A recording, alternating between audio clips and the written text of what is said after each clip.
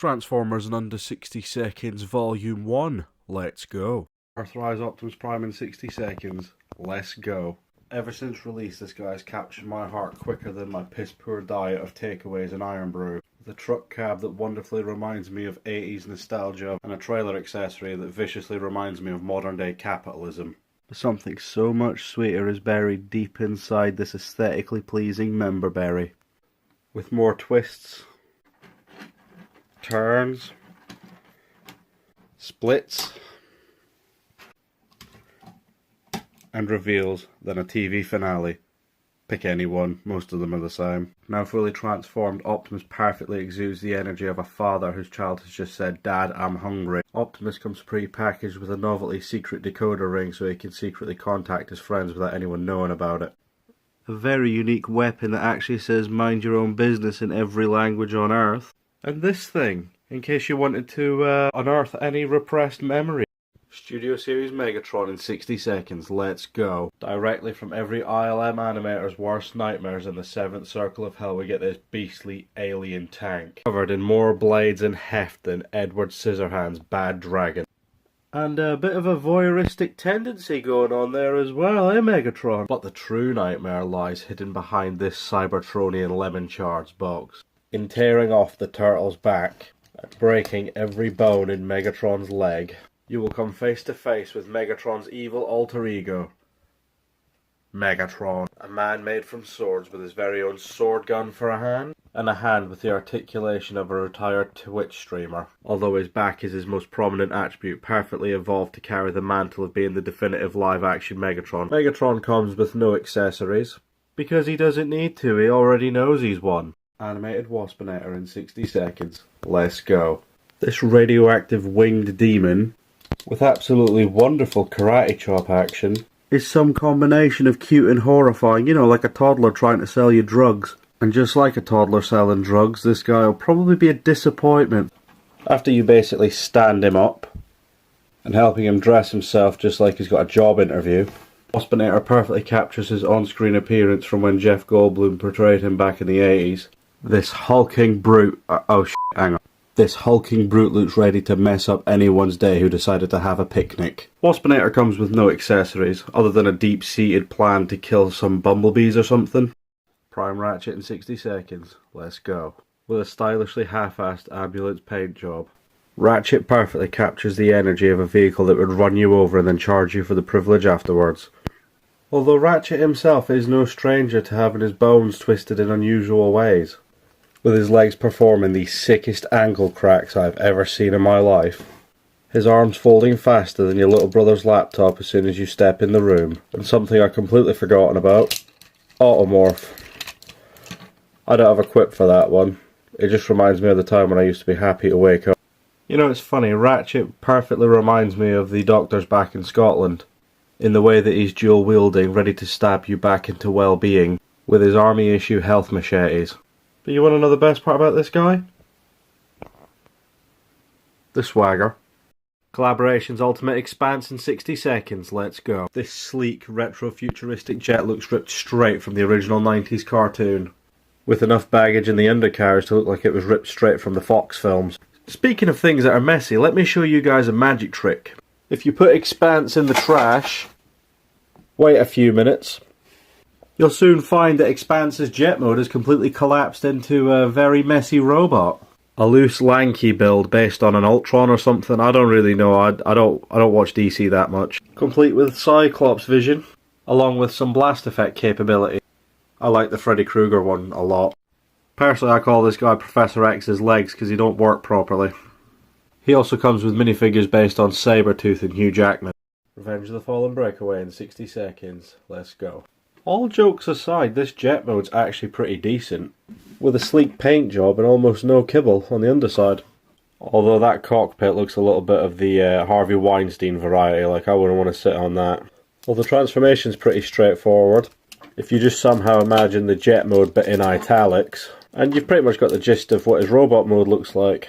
In robot mode, Breakaway is actually pretty unique, with what's left of the jet channeling the Hunchback of Notre Dame, an expression that looks more shocked than that time I saw my dad in the supermarket with the milk in his hand, and whatever the f*** this OnlyFans bait right here is, like what the f*** are these? Beast Hunter Skylinks in 60 seconds. Let's go. I think the first and most important thing to note is that this ain't your dad's Skylinks. No, instead of this beautiful, majestic bastard, we get a mythological chicken with attitude, sporting a premium paint scheme, wicked cool mid-2000s disc launchers, and a thigh gap, because reasons, I guess. Of course, that isn't all Skylinks has to offer. After ripping out his Achilles tendon, and ripping open that jaw harder than Godzilla when he sees the credits approaching at the end of the movie, we have Beast Hunter Skylinks in robot mode. A figure who aims for mysterious, but instead achieves poultry. There ain't much to say about this guy really, which is fitting because I don't think he actually said anything when he actually appeared in the show. God damn it, I hope the other Predacons are more interesting than this. Combiner Wars Brawl in 60 seconds, let's go. This wad of olive plastic is a loving homage to PS2 era graphics. You also have options in this mode. Excited, and really excited. And if you really want to make this guy look fancy, you can always give him this little headpiece. One step closer to peak physical performance. Since we're already here, let's just go straight through limb modes and then we'll go to the robot. Leg, arm, gearwalk, if that's your sort of thing. You know, I gotta admit, in robot mode, Brawl looks pretty militaristic. I could completely imagine him being the kind of guy to tell me about the time he stuck a flashbang in his brother's asshole and ran away. With a bigger barrel chest than Elon Musk. Ankle tilts that were so early to the party that they got done for stalking. And not a whole lot going on in the middle, like, yeah, you okay there, bro? Oh, also he's floppy and he feels like a shampoo bottle, so take that however you will. Studio Series Megatron in 60 seconds, let's go. Wait a minute, this gnarly looking jet is the end result if you put Red Bull in the fuel tank of that other Megatron. With a sleek silver paint job, these absolutely extraterrestrial looking wings, a pretty unique looking canopy section, all things considered. And oh yeah, did I mention silver paint? Like, holy shit, this guy looks so good. Now let's make him look not so good if you know where I'm going with this. After folding and storing away everything inside, just like I do with my problems and responsibilities, you get left with this absolute beast. Well, look at this unit. He don't want to talk to you. He just wants you to join them in extinction. With a mace that'll hit you harder than the belt that came out when you forgot to get the stuff out of the freezer for dinner. And there's some big old stompers that look about ready to recreate American History X, if you know where I'm going with that reference. Truly an absolute unit. Oh, and happy birthday, Joe. Hope it's been a good one.